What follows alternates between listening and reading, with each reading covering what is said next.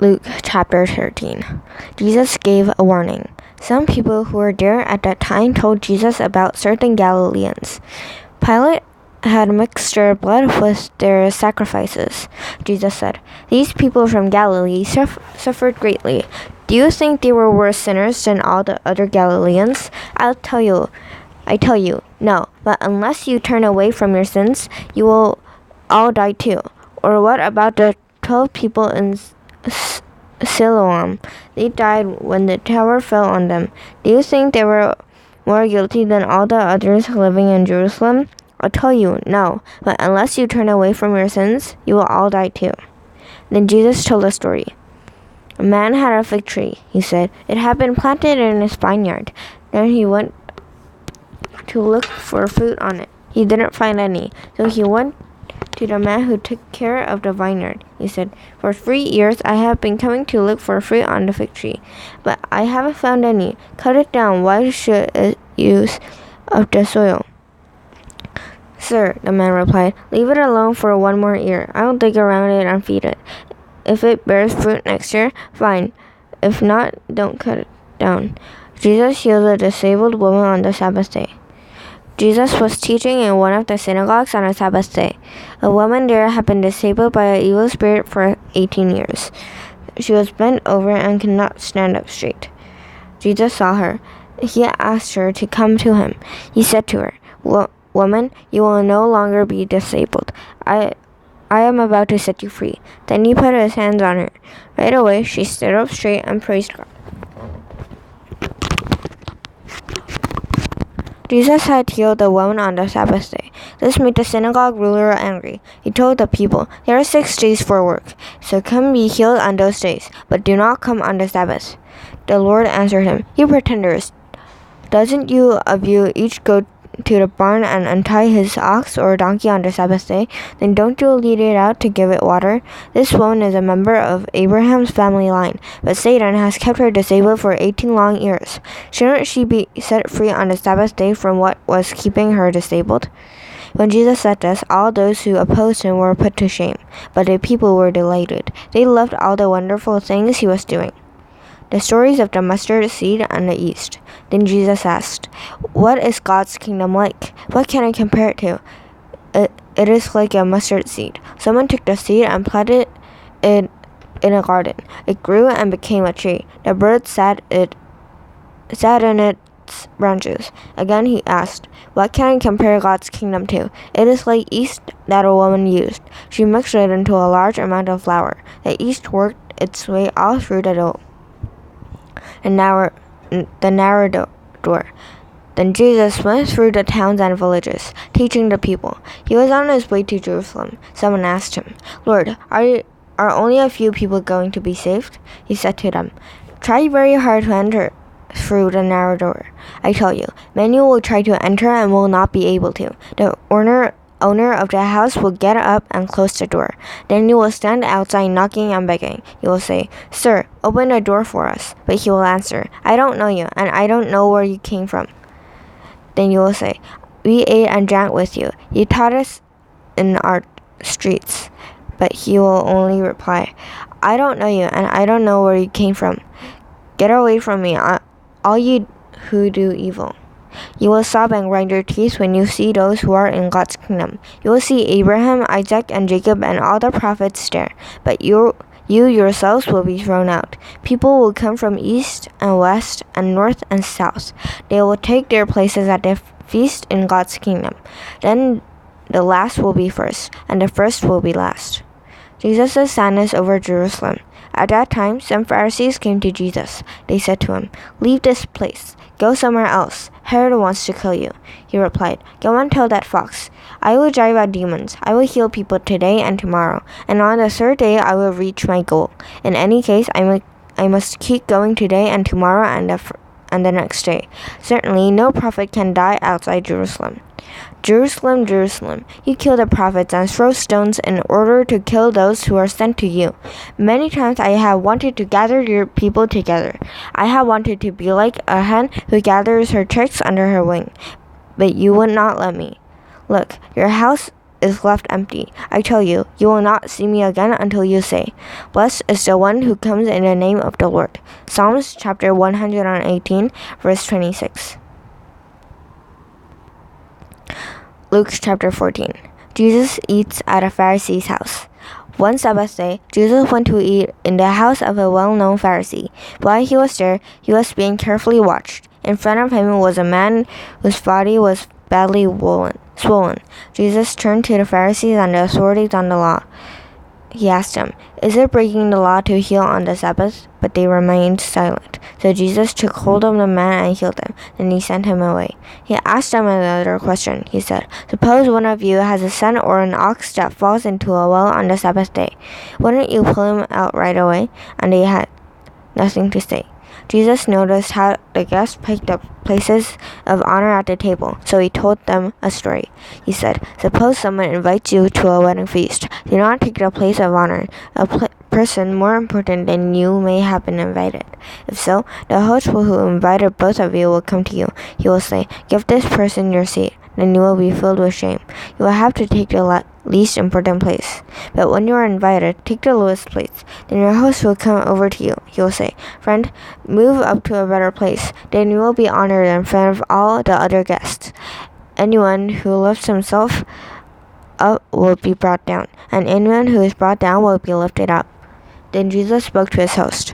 "Suppose you give a lunch or a dinner," he said. "Do not invite your friends, your brothers or sisters, or your relatives, or your rich neighbors. If you do, they may invite you to eat with them, so you will be paid back. But when you give a big dinner, invite those who are poor. Also invite those who can't walk, the disabled and the blind. Then you will be blessed. Your guests can't pay you back, but you will be paid back when those who are right with God arise from the dead." Story of the big dinner. One of the people at the table with Jesus heard him say those things. He said to Jesus, "Blessed is the one who will eat at the feast in God's kingdom." Jesus replied, "A certain man was preparing a big dinner. He invited many guests. Then the day of the dinner arrived. He sent a servant to those who had been invited. The servant told him, 'Come, everything is ready now.' But they all had the same idea. They began to make excuses. The first one said, 'I have just bought a field. I have to go and see it. Please excuse me.' Another said, 'I have just bought 5 pairs of oxen. I'm on my way to try them out. Please excuse me.' Still another said, 'I just got married, so I can't come.' The servant came back and reported to his master. Then the owner of the house became angry and ordered his servant, 'Go out quickly into the streets and lanes of the house. Bring in those who are poor. Also bring those who can't walk, the blind and the disabled.' 'Sir,' the servant said, 'what you ordered has been done, but there is still room.' Then the master told his servant, 'Go out to the roads. Go on to the country lanes. Make the people come in. I want my house to be full. I tell you, not one of those men who were invited will get a taste of my dinner.'" It costs to be a disciple. Large crowds were traveling with Jesus. He turned and spoke to them. He said, "Anyone who comes to me must hate his father and mother. He must hate his wife and children. He must hate his brothers and sisters. And he must hate even his own life. Unless he does, he can't be my disciple. Anyone who doesn't carry his cross and follow me can't be my disciple." Suppose someone wants to build a tower. Will he sit down first and figure out how much it'll cost? Then he will see whether he has enough money to finish it. Suppose he starts building and it is not able to finish. And everyone who sees what he has done will laugh at him. They will say, "This fellow started to build, but he wasn't able to finish." Or suppose a king is about to go to war against another king. And suppose he has 1,000 men, while the other has 2,000 coming against him. Won't he first sit down and think about whether he can win? And suppose he decides he can't win, then he will send some men to ask how peace can be made. He will do this while the other king is still far away. In the same way, you must give up everything you have. If you don't, you can't be my disciple. Salt is good, but suppose it loses its saltiness. How can it be made salty again? It is not good for the soil, and it is not good for the trash pile. It will be thrown out. Those who have ears should listen. Luke chapter 15. The story of the lost sheep. The tax collectors and sinners were all gathering around to hear Jesus. But the Pharisees and the teachers of the law were whispering among themselves. They said, "This man welcomes sinners and and eats with them. Then Jesus told them a story. He said, "Suppose one of you has 100 sheep and loses one of them. Won't he leave the 99 in the open country? Won't he go and look for the one lost sheep until he finds it?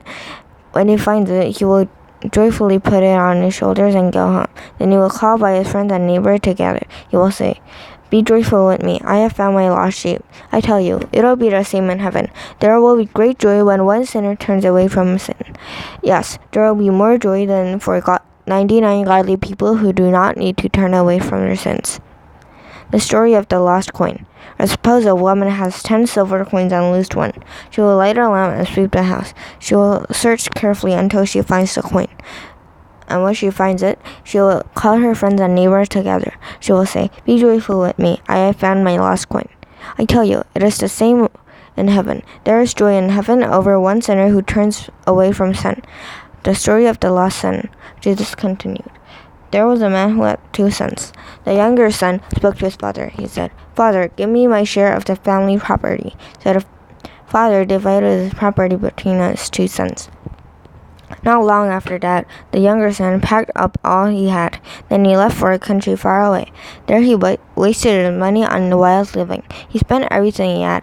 Then the whole country ran low on food, so the son didn't have what he needed. He went to work for someone who lived in that country.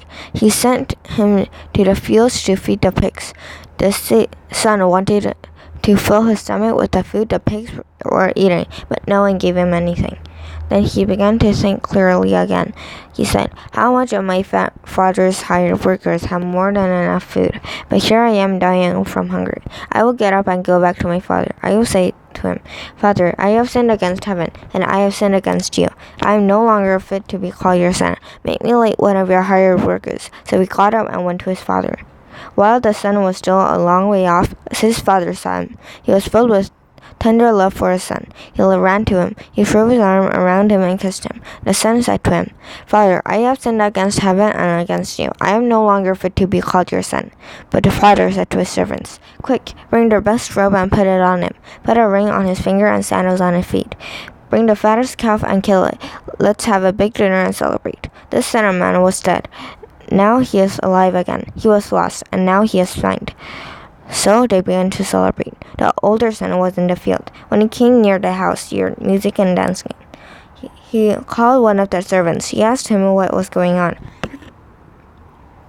"Your brother has come home," the servant replied. "Your father has killed the fattest calf. He has done this because your brother is back safe and sound." The older brother became angry. He refused to go in. So his father went out and begged him. But he answered his father, "Look, all these years I have worked like a slave for you. I have always obeyed your orders. You never gave me even a young goat so I could celebrate with my friends. But this son of yours wasted your money with some prostitutes. Now he come home, and for him you killed the fattest calf." "My son," the father said, "you're always with me. Everything I have is yours. But we had to celebrate and be glad. This brother of yours was dead, and now he is alive again. He was lost, and now he is found."